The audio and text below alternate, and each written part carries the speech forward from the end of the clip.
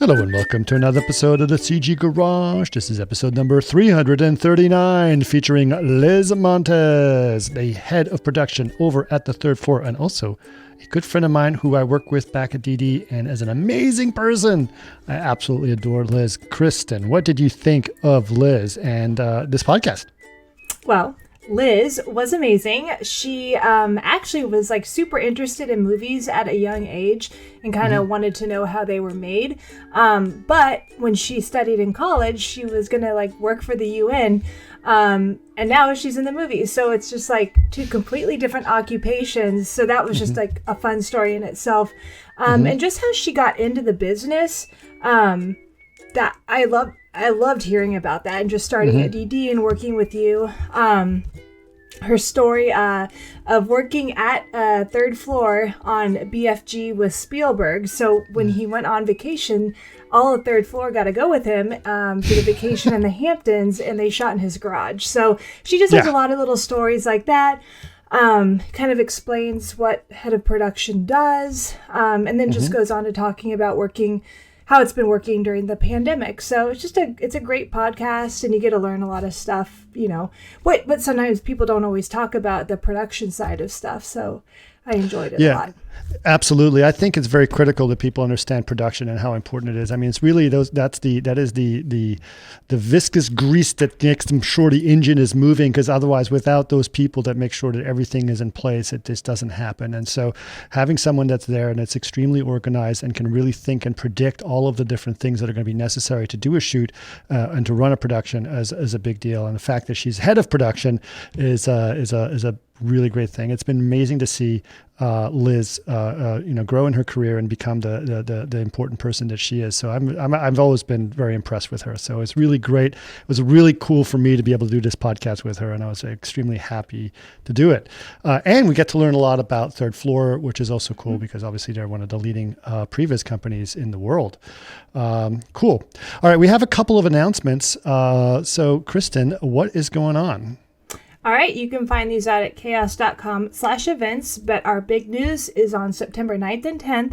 We will be holding 24 Hours of Chaos again, and it's going to be 12 back-to-back shows with more than 60 hosts and speakers and guests from all over the world in a 24-hour live stream. And we actually have its own website, which is chaos.com/24hours. Hours is all spelled out. Right. So perfect. So the number 24 and then hours, chaos.com/24 hours. Very exciting. It was awesome last year. I loved doing it last year. This year, we're going to be doing our LA show. It's not going to be 4 hours. It'll be 2 hours, which will be a little bit of a relief for us. But I really think they're a lot of fun to be able to sort of hop along the globe and do these experiments. And these experiences with all these different groups of people. Very cool. All right. If people want to know more about the podcast, where can they go? You can go to facebook.com/CG Garage Podcast or chaos.com/CG Garage. And if you'd like to watch us, go to youtube.com/Chaos Group TV. Perfect. And if you guys have any questions about the podcast or comments or ideas of other guests you'd like to have on, please let us know. Just email us at labs@chaosgroup.com. And we've gotten some great suggestions there, and we definitely pay attention to it. So let us know. And of course, don't forget to leave us a review on Apple Podcast and share us with all of your friends and family. But for now, enjoy this great episode with my good friend, Liz Montes, head of production at the Third Floor. Welcome to another CG Garage, where the Chaos Group talks. You'll know it's over when the last bucket drops. We're gonna fire off rays in high dynamic range. We know that ambient occlusion is passé. Global illumination won't lead you astray. And while image-based lighting is really swell, you need to make sure everything has Fresnel. So Liz, I think we should let people know that you and I used to work very closely together for at least Oblivion. Was there any other movie? We did Tron too. I didn't do Tron, but I think you were working on Real Steel to some extent. I was on Real Steel. Yeah. Yes. Yeah. But we started working together closely because I was the lighting coordinator, I believe, on Oblivion. On Oblivion, yeah, you whipped me into shape because you made sure I was, you made sure I was at the right place at the right time and talking to the right people and making sure everything was. I honestly, that is something that I think is such a critical role. Is a good coordinator, is someone who can really get you going. It's a skill set that I strongly lack, and I can only do because of people like you who can keep me organized. So I was very, very thankful for your time, and I am really excited to talk to you about, what you're doing now, taking those skills to running an entire studio, a big studio. Yeah. So totally. tell me a little bit about, let's actually go back a little bit. Let's go and see what got you into the film industry in the first place, and how did that all start? What was the ambition there? Well, funny thing. So when I was a kid, I loved going to the movies. I loved asking my dad, how do they do that? And, those are Foley artists in the background. That's the sound effects department. So he would kind of explain things to me, and it was always just a dream, but never something that I envisioned myself doing. And it's weird because I grew up in Los Angeles. So if anyone's going to have that dream come true, it's usually the kids that live in LA that kind of grow up, knowing people in the industry. So I had done basically a PA gig for someone that my dad knew. And that was my onset experience, to the extent of that, crafty, a little bit of snacks for people here and there, Was your dad working tables. Was your dad working in the industry? No, my dad basically owned restaurants. He was an entrepreneur, but one of his buddies was a guy that built sets. So there was this Nelly Furtado video that I helped out with. And so that was my extent of that. But I was going to UCLA, and I was thinking that I was going to work for the UN because I was a French major and basically a international relations major, double majored in that. And I thought, okay, I'm going to work for the UN. I'd done a year in France, and I was dreaming in French. So I was like, oh, this is definitely what's going to happen. This is it. But I ended up in my last quarter at UCLA doing an internship for Extra, the television show. And so I was in the research and development department, stretching stories. And what that means is, when they didn't have 5 minutes of content, they'd say, well, okay, let's talk about Britney Spears and how many calories she's consuming in this week. So let's find pictures of her, eating frappuccinos or drinking frappuccinos. And so I would go and research all these things and come up with something. Or if, someone was getting married, George Clooney's getting married. Well, how much did his wife's dress cost? So we call them places in Beverly Hills. So that was my introduction to, really kind of working behind the scenes in production. So I happened to, graduate and walk into a party one day, and I met someone who you probably remember, Jody Wilson. So she was working at Digital Domain at the time, and we were just talking about, work and what do we do? And I said that I just graduated from UCLA and I was looking for work. And she said, you'd be really good at what I do. I said, well, what do you do? And she said that she was a coordinator and a production manager. She happened to be working on this film called Real Steel. And I said, well, I don't know anything about visual effects. She said, well, it's just communication. And you seem like you're someone that's really smart and sharp. And it's really just communication. So she asked me to, give my resume over to her. And I thought she was just, being friendly and nice. But I ran into her again about a month later. And she said, you never sent me your resume. And they were looking for an intern position, a PA position. And so I said, what the heck, I gave it to her. And then I got called in for an interview with two of the production managers and two of the producers, the digital producer and the VFX producer. And boom, I got the gig, and I was really excited about it. I didn't know what they were talking about. I'm like, what is a plate? So, I figured it out, and I asked questions when I needed to and Googled things when I needed to. I'm sure there was a time when you walked into the room and I was like, hey, Chris, can you help me look at this CG shot and kind of help me figure something out? But I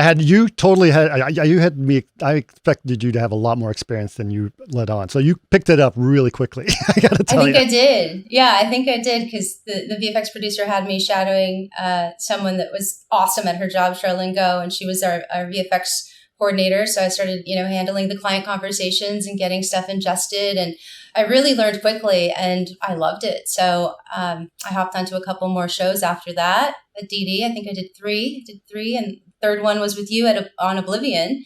And that was it. And then I hopped over to third floor. And when I was approached about going over to third floor, I was super happy at DD. I was, loving it. There was, a lot of hours that you'd have to put in, and I didn't mind doing them. And I was learning and, growing in my career. But the HOP at the time at third floor was someone I worked with at DD, Carrie Shea.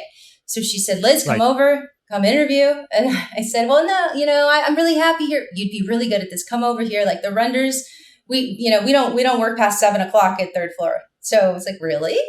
But I ended up going to interview, and I was like, yes, I signed myself up. She wanted to hire me. I did it. And we were working on different types of projects. I ended up doing the BFG with Steven Spielberg. He shot the whole thing on virtual camera. Really cool experience. Super cool experience. He was with us every day from we started at 9. If we started shooting at 9, he'd be there at 8:30, 8:00, ready to go. And when it came to his vacation time, going to the Hamptons, he said, third floor, you guys are coming with us. So it was an intimate group of 7 of us. We went and shot out of his Hamptons garage, which was amazing. Yeah, it was a very cool experience. And then when he had to go to New York, we went and, shot out of Tribeca when he had time. And he always made time for, making his movie. So really cool experiences at third floor, getting to work closely with different types of creative storytellers. And that's kind of why I also wanted to go over to TTF, because there was these creatives that were just so used to working with the company. The founders of the company was, 5 guys that started it. And they grew a little bit bigger. By the time I was working there, I think the seat count was about 60 people out of the Los Angeles office. Now we're 300. So we are the biggest we've ever been. And that's just in the LA office. We have the London office that, they're almost close to 100 people. And then we have a China office that we launched in 2020. So. Wow. That's amazing. Now, your role now, you are the head of production there, right? Correct. Yeah. So, okay.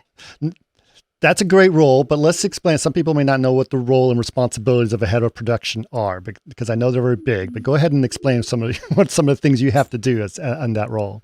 So a lot of what I do, especially these days as we're growing, it's a lot of interviewing talent, and also at the same time team building. So I have 4 producers, 2 production managers that run shows, along with 22 coordinators. So constantly looking for new talent to put on these shows, but at the same time finding opportunities for new business to bring in a new show.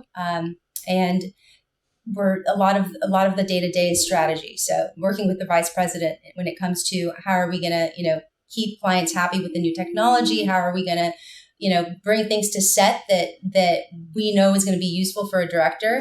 At the same time, coaching people that are learning to be, the up and coming line producer that I have in these production manager roles, which, it's basically creating roles and finding talent, finding someone that's, if it was me, 10 years ago, you look like a great communicator, finding someone with a certain skill set and showing them the way to, to opportunities for their own personal growth, and using their skill sets that, the company's going to be able to maximize their growth as well. So it's a lot of fun. It's very rewarding. It's coaching, it's mentoring, but it's also strategizing and really growing the business. And to be this big, it's been a really amazing experience. Lots of conversations with recruiting, lots of conversations with our talent directors.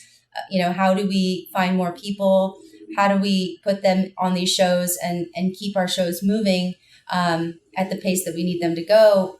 How do we do all this so that we don't lose a beat? Because COVID happened and we were still in business, thankfully, and we also got a PPP loan that allowed us to continue work on some more different types of projects. But we have tons of new technology. We work in game engine. We have clients that are constantly wanting to push the envelope, but they're also learning how to use this tech, and so are we. So a lot of my role is strategizing and making sure that we build in time for people to get that opportunity to learn the new tech and to get into the hot seat and be okay knowing that they know what they're doing. Yeah, you guys are definitely a very interesting role. Now, third floor is very it's very well known for its previs. It's still your specialty, right? It's basically what Absolutely. you guys are known for. All right. So I find previs to be very an interesting part of it because it is really the beginning part where you're the decisions about how things are going to be and what things are going to look like. And that's where you make those decisions and you make visual references for all those things. It's really, it's like storyboarding on steroids, basically. Exactly. Yes.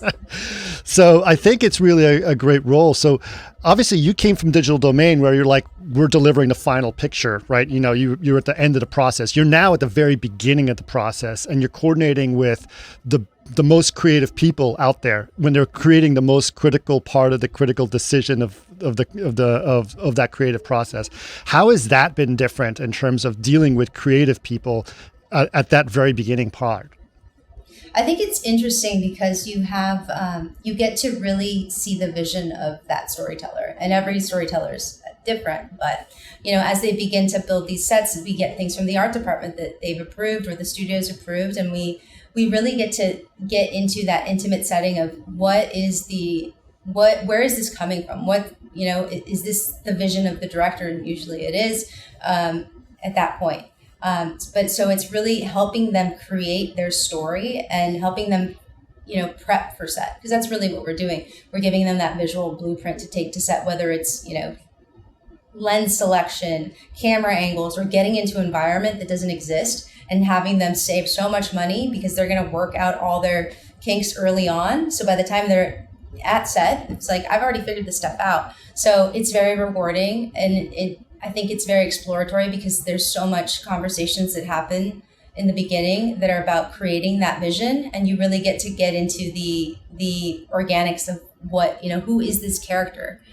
So I find that really interesting, as opposed to being on the digital domain side. You know, this stuff has already been worked out. You know, we'd get the previs if we didn't do the previs. We'd get the previs, and you know, somebody would tell us what this all meant, and we would kind of just replicate and execute. Of course, not that simple, as you know, figuring out the lighting and making things look and work the way that they do. Sometimes in the previs, you know, an animal doesn't really move that way. So the VFX company's like, you want me to make that happen that way? Okay, stick to the previs. Yeah. So, you know, it kind of depends on who you're working with, but it's really interesting because you really get down to the nitty gritty of a story. Yeah, for sure. And then you were alluding to this, and I definitely want to get this in more detail, because when did you start at Third Floor? Was it 10 years ago, you said? About 8 years ago. About 8 years ago. Okay. Yeah. There has been huge changes and pushes in technology and filmmaking process that have happened that you've probably been very privy to over those years. Can you talk us a little bit like how things have changed over 8 years and what you're seeing as some of the new trends and how you guys are weathering all of this change? Yeah, sure. So we worked on Mandalorian season 1. I worked on that. I actually left Third Floor to go work in the London office and run that office from 2016 to 2017. So when I came back, you know, they had started working in Game Engine, and they did a partnership. Third Floor did a partnership with Epic Games to really define what our pipeline would look like. It's something we call Mercury. So by the time season 2 of Mandalorian was, you know, going, they had the volume, they had the virtual camera, they had everything, and all these LED screens up so that basically it's kind of like creating finals in camera, like pseudo finals in camera, because you don't have to wait for 4 o'clock, 5 o'clock for that sun to set. You can recreate that in an environment in the volume with, you know, whoever the creative is, whoever that director is, can come in at that time, whatever time they want, and they can create their vision, and we can adjust the lighting, but it's happening in real time. And that's something that we couldn't really do back then. I mean, we did it to an extent on Oblivion, but it's different now because it's something that's easier for companies to do, because it's all done in Game Engine. So it's quick, it's fast. Like you have people our teams rendering stuff out, creating these master scenes, and, you know, we're shooting through episodes super quickly. And TV, of course, takes a lot longer. It's a lot faster, but it takes a bit longer to do if you're trying to do that all in a visual effects company, because there's so much to do and so little time. So what it's doing is it's allowing filmmakers to really come in, and instead of flying to Abu Dhabi, it's like, well, it's in this volume. All the characters, if you have mocap happening, you can just throw, you know, whatever that CG character is on top of that mocap actor, and the director can literally direct his film and create it there. So it's really taking it to that next level. You're able to really, really push the storytelling element. So I think it's really phenomenal that every person that's coming into Third Floor is like, what did you guys do on Mandalorian? How do we do that? So tons of different shows are trying to come in and kind of have that methodology down on the stages. And, whether it's one director, whether it's streaming, OTTs, it's film, it's definitely what's happening. It's what everyone wants to do. And the cool thing about the game engine is that it allows you to really polish shots. You don't have to wait 2 weeks or 2 months for it to cook at a VFX house. You kind of get that photo realistic finish right away. And people, who wants to wait? It's true. I mean, I have some feelings about that, because I don't always know that it's going to be exactly right. But Right. but I do feel that the concept of real time and the implication of what real time does, and that creative process is fascinating to me, because I feel that the decision making that you guys are doing is happening right then and there. You're not having to. Remember how we used to wait there? It's like, okay, we'll see it in 3 days. That's no, you'll see it now, right? And when you see it now, the term "we'll fix it in post" starts to go away, right? Exactly. You have to make the decision right now, which means that basically the previs companies are way more involved in the final look of things than they were in the past. They don't sort of say, we'll figure it out somewhat and then the rest will be figured out later. So you guys are doing much more that's involved in the final frame, which is a fascinating thing to me. Are you guys feeling that as well? For sure. Yeah, definitely are. And I mean, it goes to show on Mandalorian, like we're at the beginning, we're there at the end, we're working with the VFX companies, ILM, to make sure that things are matching. But we're part of the whole entire process from the iterative to, that final product. And if you look at what we ended up, putting up on the screens, the VFX companies are almost matching identically to it. So it's very interesting to see how close we get. There's less time, but at the same time, you get more time and you kind of get to the bang out of your buck. Right. So people, there's different types of people that aren't really interested in that, but I think right now it's just what everyone's talking about.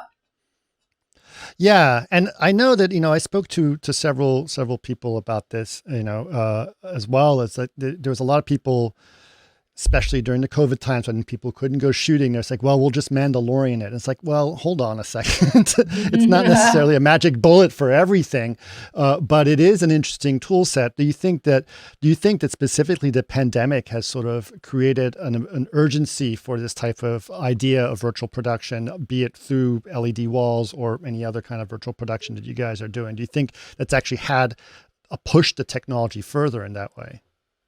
I don't know if it's pushed the technology further, but I would say it's allowed people to really work creatively behind the scenes during COVID, because, you'd have an artist with a mocap suit on at home fighting a pillow, and then, a A-list director directing and throwing a CG character on top of that.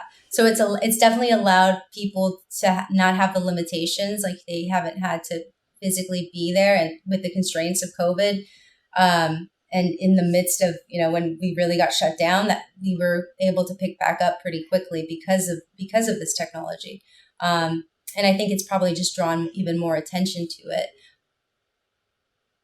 Yeah, but okay, that actually brings up a good point. You were talking about, during COVID, obviously everyone started to have to work from home. That must have been a logistically very tough to handle that, right? And especially since you guys are doing previs at a very early part of the process, that is something that usually never leaves the studio, and suddenly everyone's working from home. Like, what were the politics behind, not, I don't want to get too much, but like having the studios going, well, you remember that said that everything leaves the building, now everything's working from home. How did that coordination happen? How did you guys reassure them that everything was going to be okay and safe, even though everyone's working from home? Right. Lots of conversations with those clients. That's exactly how they saw it. Like, this stuff does not leave the office. How do we maintain security? How do we know that you're not going to get an Uber Eats delivery and you're going to be working on some super top secret Marvel content, and you open the door and the person's going to see this character.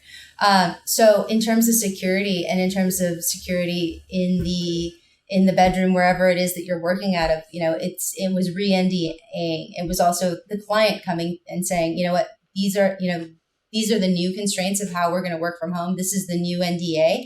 And at some point this is going to end, but, maintaining that security along their parameters, but at the same time ensuring, and trusting that our artists and our, producers and coordinators were maintaining that level of security. So, it was definitely interesting, and having to, shut down when it was mandated. I think, just like I'm sure you thought, everyone else thought, like, oh, I'll be back in the office next week. So, we all thought that. We brought some things home. There's definitely a lot of my stuff still at the office, and I've slowly been going back in, but nobody thought it would take this long. Nobody thought that, this pandemic would be as mind-blowing as it's been, and we're still in it. So I think in terms of the bigger picture and how we did it, it was our IT team, 3-4 guys. Like, I don't know how they did it, but they did it within 2 to 3 weeks. They took something that would take about a year, and they brought it down into, a month. And that, in terms of infrastructure, in terms of purchasing even more computers, because if it meant that we were tapping into our, VPN in your system at third floor to remain secure, it meant, doubling the amount of machines that we had, because not everyone has a computer at home. Lending out chairs and any type of office equipment. So it was interesting, but everyone was ready to do it. Everyone was ready to, let's roll up our sleeves and let's make this happen. So I applaud our IT team. We couldn't have done it without them. And to this day, when anything doesn't work, it's like IT, they would keep us going. So. Yeah, I'm glad you said that, because I think they are, honestly, throughout the entire planet, I think the IT staff of every company around the world really help people continue working as much as they could. And they should be applauded for what they're able to do. I really thought the internet was going to break. I thought, like, there's no way, way we're going to do this, but it worked, it kept working, and everything was okay. I know some people had some trouble and, they ironed it out, but it definitely worked. Are you seeing now that we've been in this for well over a year, right? And we've gone through all these headaches, but have you seen benefits? Do you see things like, well, this is something that's a benefit that we're going to keep having, and we're going to keep doing this because we learned that actually is better than the old way we were working? I think if anything, it's made people have to kind of over communicate, because you have to figure out a way to talk to this artist or this, this coordinator.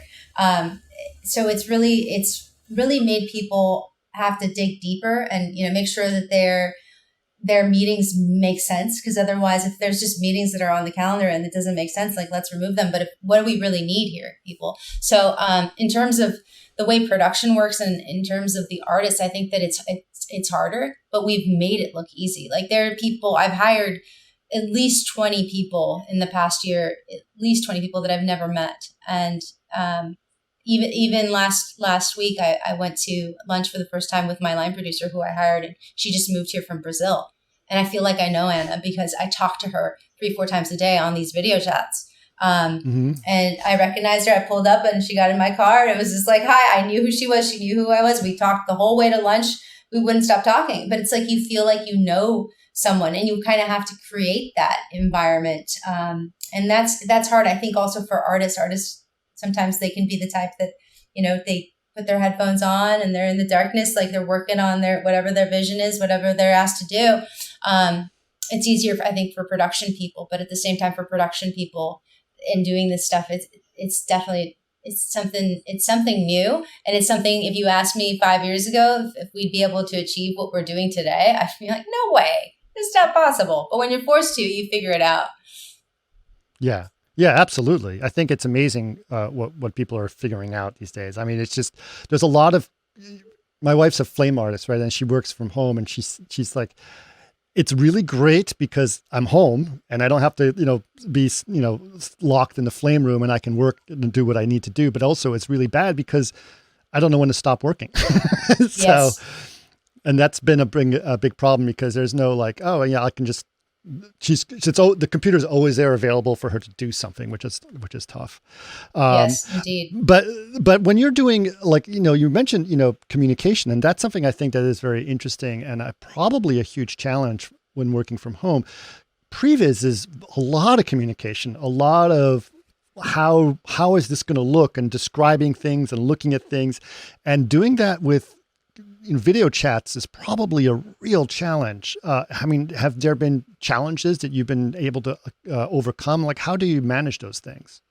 Yeah, I think it's definitely hard for supervisors to kick off new talent. Like I was saying, like when you grow and you're bringing on people that have never worked for the company and they're using our tools for the first time, the communication, it's so much easier for them when it's over the shoulder, or hey, let me drive, this is how you do something. So I know I've heard the pain points that the supervisors are dealing with. And I'm sure the artists, sometimes feel the same way. Like, it would just be so much easier if we could, navigate this in person. But we've had to lean on different types of technology, different types of, software that is approved to use, so that we can screen share a certain way, or, have two people drive a system at the same time. So that's tricky. And, we don't always have that on every show. There's different tiers of security that allow, different types of programs. But they've made it work. And it's definitely been more challenging on them, for sure. The soups and the leads, it's been more challenging on them, but they're still able to get that going. So, what we've learned in terms of strategy, it's like, how can we bring, if we're onboarding, how can we onboard early? How can we make sure that there's, if we're allowed to do certain things, because COVID's like allowing us to actually have people in a space, who are the people that we're going to choose to put in that space first? Is it going to be so that we can, implement these types of strategies and get people onboarded more quickly, or is it going to be the shows that are going to demand that level of security? And that's tricky too, because you're limited in space. You can't have a bunch of people in a room like we used to be able to do. So it's kind of just every day is a new learning experience with how we're dealing with things and how we're onboarding shows, because we have a couple shows that are finally over at Third Floor, but it's just 2, and then it's TBD when it's going to be more. The Delta variant isn't helping, so it probably won't be more than 2 for a few more months, hard to say. Yeah. Right. Now, do you see yourselves still allowing people more flexibility and people being able to work from home after let's say the pandemic passes and it's pretty much clear skies and we can all go back to work if we want to? Do you feel that you're going to allow people to continue to work from home if they choose to do so? Or are you going to say, it's going to be much better for all together at this point? Yeah, I think that it's going to be dependent on what, legally what we're allowed to do. But I think it's ultimately going to be, in terms of the client's view, if they need us to be back at the studio, then those are the people that we're going to have to recruit to go back. And if they, for some reason, don't feel comfortable, aren't vaccinated, then it's clear that they're not going to be contenders. So it's going to be tricky. But I think ultimately it's in the client's hands. Yeah, it's true. I guess it is, because I've been thinking about it for a little bit. I was like, if I was opening a studio, I would find it kind of liberating that I could get talent from anywhere now. I don't really need to be restrained by this person has to be in Los Angeles and at our office or our studio, but they can actually be anywhere, and that sort of opens up the talent pool a lot more. Yeah. And I'm wondering if that's something that you guys would try to take advantage of, but you really, I guess it's whatever the client says, right? Yeah, and we have definitely been opening up. Like, we're even in Vancouver now. That's the newest thing. We're almost in all the states. We can't hire out of Vermont, but I love having that flexibility to, have coordinators that are eventually going to move back to LA. And when I hire them, hey, do you have intent to move to LA? If we get called back into the studio, are you going to be able to do that? Yes, absolutely. I've always wanted to live in LA. So, we just make sure that we set the parameters, but at the same time, there's going to be a day where if they're not able to move, or those artists aren't going to be able to move, we're not going to be able to employ them. So that's definitely going to affect how big we're able to grow. And I think right now, the 300 just for Los Angeles, it's interesting because after a certain point, there's not enough people out there in the world to bring in.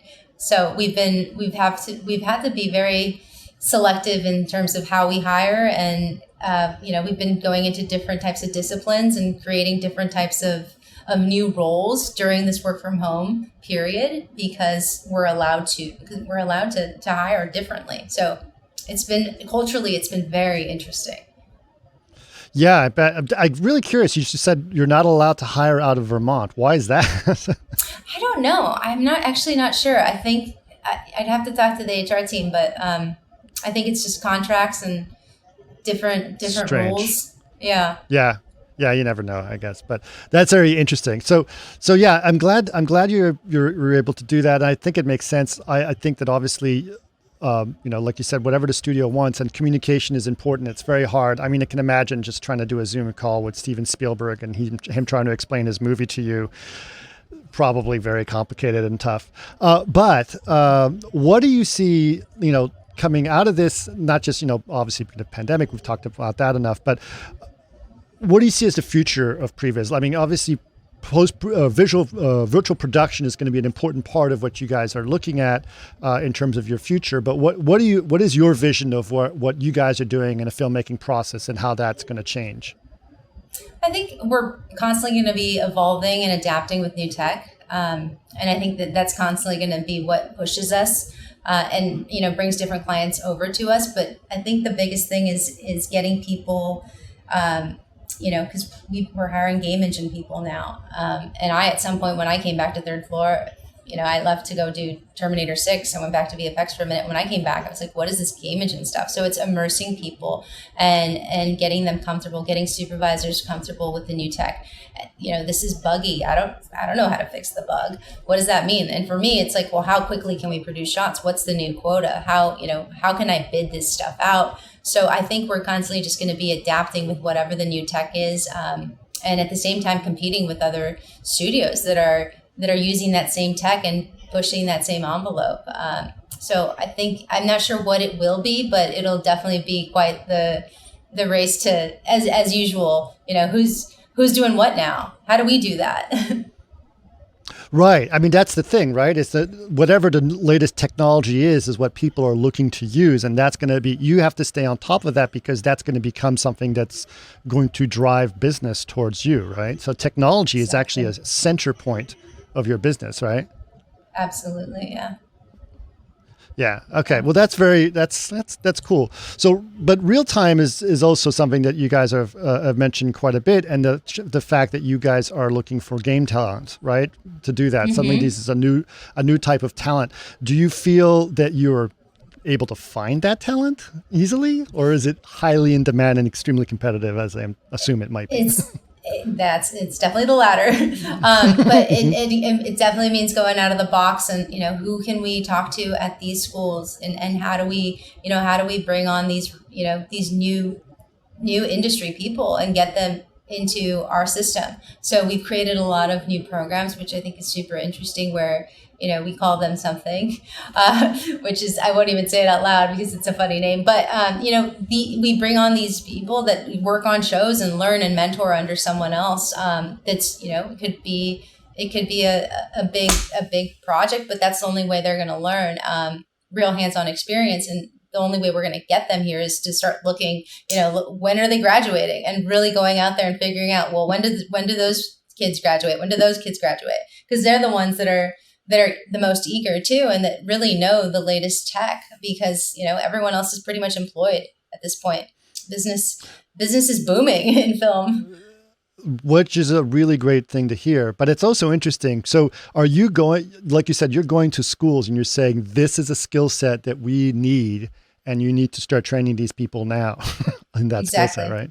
Yeah. Our teams are going out there and looking at different schools that we know have great talent, and schools that some of our game engine experts have come from, and just kind of utilizing them to help inform us of where we can find the talent.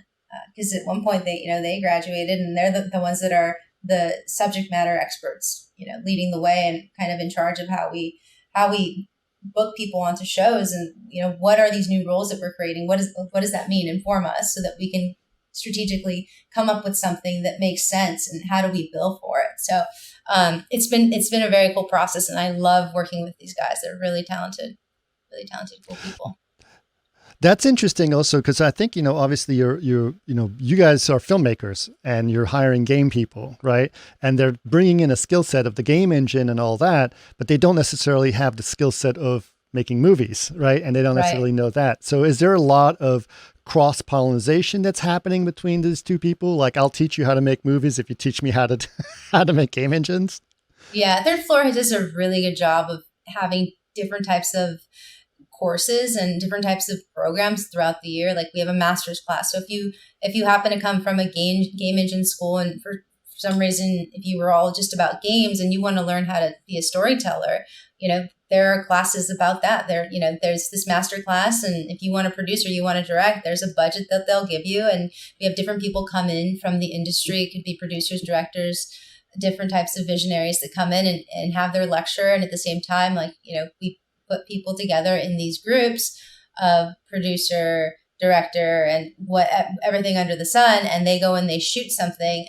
So they learn. Like if you want to learn, that there's opportunities, and that's what I love about Third Floor. It's all about giving back to, it's an artist-run studio, so giving back to the artists and giving back to the talent. Whatever you want to learn, there's opportunities, and just continuing that education throughout the system at TTF is something that they keep pushing, and it gets cooler and cooler. There's times where I'm like, oh man, I want to watch this. Like I want to spend an hour watching this content, because even though I'm not an artist, I want to continue to learn and see what does it mean to be an engine? Like what do these bugs look like? And how do we continue to educate people and get them to want to watch this content?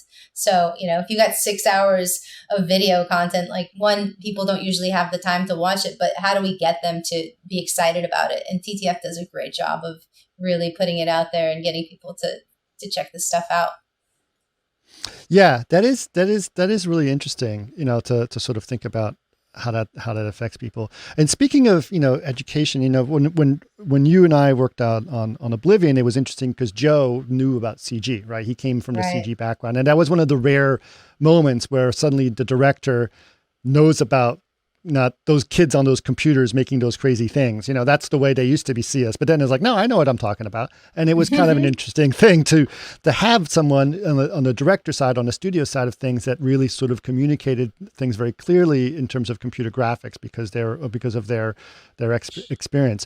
What about you guys? Are you working? I mean, obviously you're kind of, in some ways, putting the technology directly in the hands of the creative people in a lot of ways. Are you finding that you're having some of those creatives on the studio side be more in tune with the technology as they do it? Or are they starting to become, are they able to communicate much more in those tech terms with your team? I think that it depends on the person, because it always depends on their background, right? And some have a different aptitude for learning these new technologies and using these words. And some just don't ever want to pick up a VCam or an iPad or anything like that. Some just want to work in Maya, or some of them want to create their own storyboards and they don't even want to use previs. So at the end of the day, I think it's interesting because there are certain types of visionaries that are like, yes, move the bus. How do I get in there? Hey, show me how to do this. Can I drive? So it is interesting. But I think in terms of the producers that are, there with the budgets, that whomever their VFX supervisor or director is, and they say they want to use this game engine thing, it's also, explaining to them what that means, and what does it mean for the output, and what does it mean at the end of the day? What's the difference? What's the variance in the budget?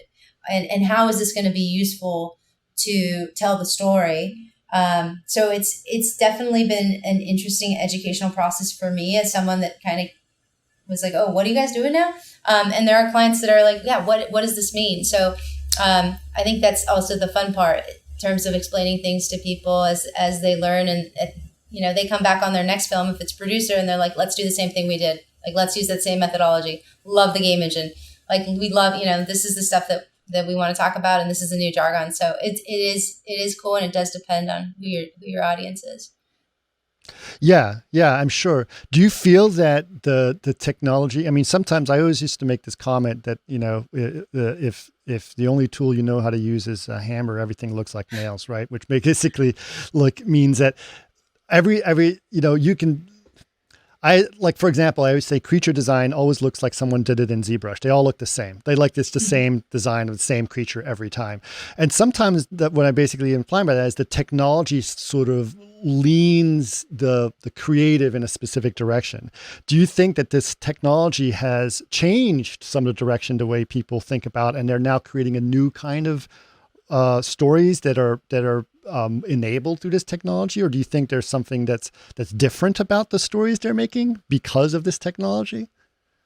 I think if anything, it's allowing them to really connect, like with the environments, and really connect the characters and really connect the acting in a way where you're able to figure stuff out before you actually need to shoot it, where it feels very intimate and real.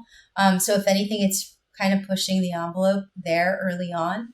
Because maybe you have, some temp characters and some temp actors, whether they be mocap actors or, some temp audio that's playing over this, but it really allows them to really get in and see if this is what they're trying to create. Whereas if we didn't have the technology there, they would have an idea of it, but it would actually look like what did we say?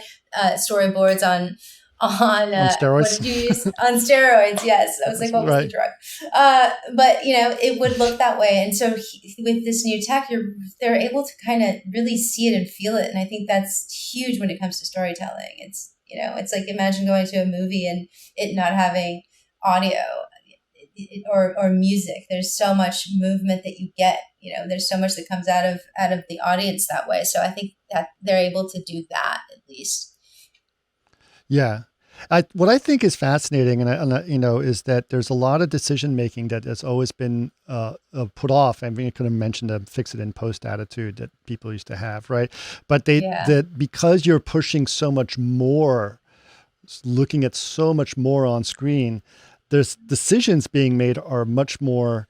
There's much more that's being decided during that time than they were before. Do you feel that because they're looking at a lot more of what is actually going to be there, that it actually sometimes slows down the previs because they're starting to really get into, let's talk about lighting, let's talk about this, let's talk about different things that they they ignored before?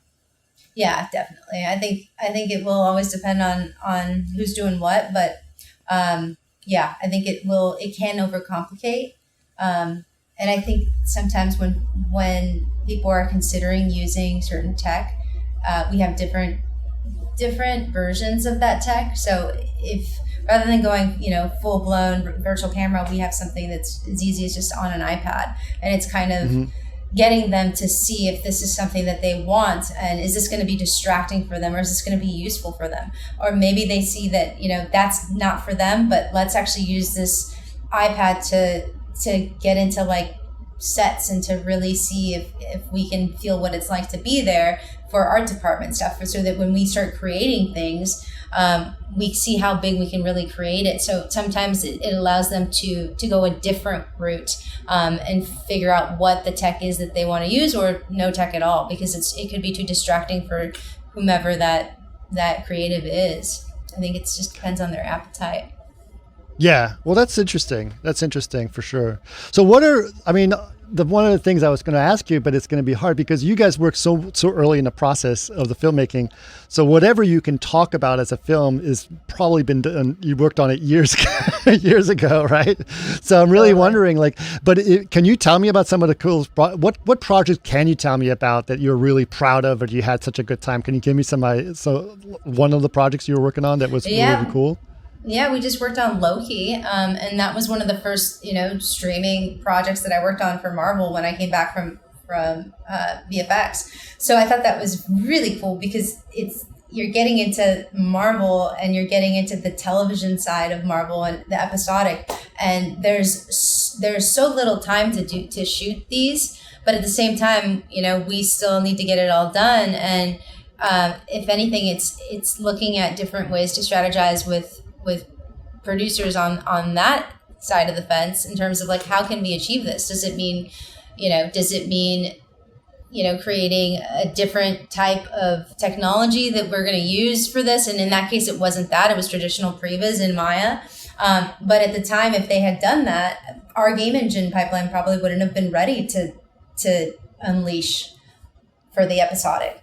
Now we're moving so much more quickly, and there's so much more time that we've had to really develop our pipeline and to understand our pipeline and to get the right experts there and to really crew these shows the way that they need to be crewed.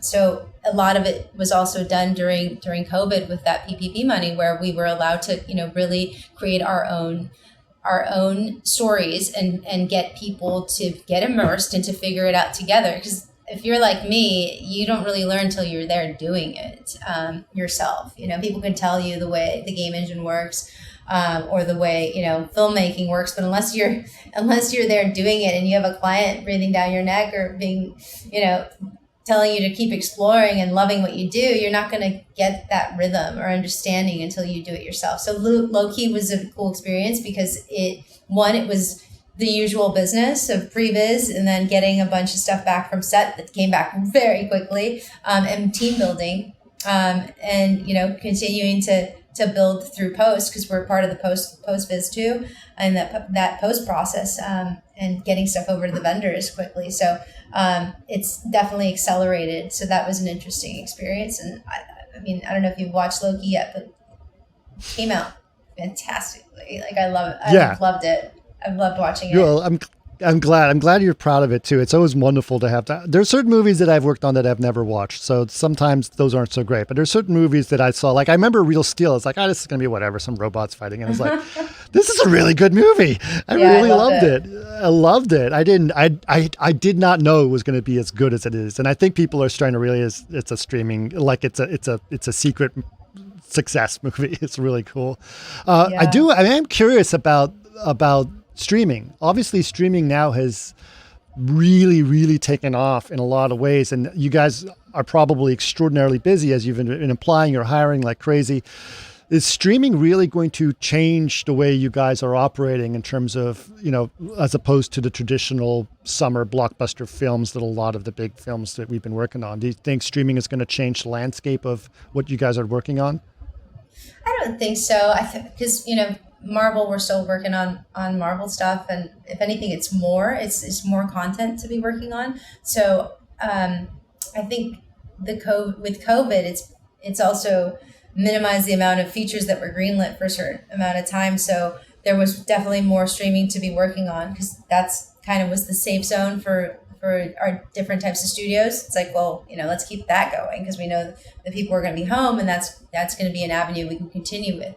Whereas the features were a bit more, are people going to go back to the movie theater? Like, how are we going to do this? Are we going to release this for theater and for, people to watch at home? Like, how are we going to make money off of this? So I think that the streaming will continue, and the features is just now they're coming back. We're back in the theaters. I've seen 2 things recently back at the theater, which has been awesome.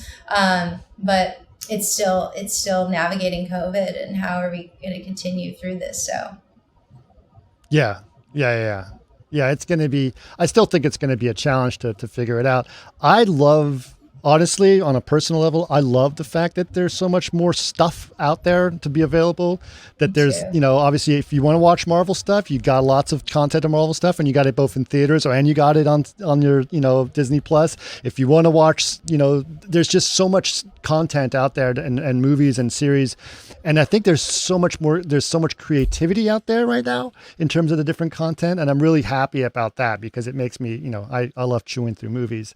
So it's really cool. And I love what you guys are doing over at the third floor. I think that, you guys have some amazing stuff. I'd love to be able to talk to Chris at some point as well and see, pick his brain about what his thoughts are on the process. But I'm really glad that we're able to talk to you and, find out what it's like to run a studio, because running a studio is, especially in your position, is really hard. And you're doing it during one of the hardest times in the industry, and obviously you're succeeding. And to me, I gotta say, I'm so happy to see you in this position and seeing Thank you you, do what you Chris. do, because it's just, I know how good you are, and I'm really happy for all of your success, and you Thank guys, you. you just do really great things. So very, very, very happy to talk to you, and we get to catch up, which is awesome. I know, totally. I'm super excited to be here. So this has been a pleasure for me, and it's been so good to see you. I know I saw you at Third Floor one day. It was like a couple of years ago. Yes. Yeah. It was, you had just started there. It wasn't that long that you had been there, because I think I went No. there with Stephen Parker, wasn't it? Didn't I come by? Yeah. You were with Steven. Yeah. Yeah. I feel like I'd been there for at least a few years then, but I remember I was super busy that day, and I saw you sitting there in the kitchen area in the cafe, and I stopped what I was doing and I sat down and started chatting with you. I do remember that you had been there for a while. Now I remember we were actually demoing some of the V-Ray for Motion Builder stuff to you guys, and that's right. what it was. That's right. Yep. Yeah. Mm-hmm. So no, it's been great to catch up. And again, if I saw you on the street, I'd be like, Chris, Chris, remember me, Chris? Yeah, I do. Yeah, I know. It was so great seeing you. And you guys are still in that same building, right across from Lockma? We are. Around? Yeah. Awesome. Yeah, it's a great space. I love that space. So it's really cool. It's been good to kind of slowly get back into the office. I'm still working from home, obviously, but and we'll see when I get back there. But it's also great to be home too. I got 2 Frenchies, and nice. That you can't. This guy's sleeping down here. You can't. Yeah, I could hear him. You can't always beat that. So it's nice to be home, but at the same time, you miss people, right? You gotta have that. It's hard. It's hard. Yeah, I went out to lunch with Chris Blythe the other day, and we realized that we've completely lost our social skills. Like, we can't, face to face. We were very social people. It was like, I don't know how to do this. Like, it was very strange. But anyway, it's been great. Thank you, Liz, so much for being on. I really appreciate all the time and all your insight. And again, congratulations on the amazing work that you guys have done. And I'm very excited, and people should definitely go watch Loki if they haven't seen it. Thank you, Chris. Such a pleasure. Thanks for having me.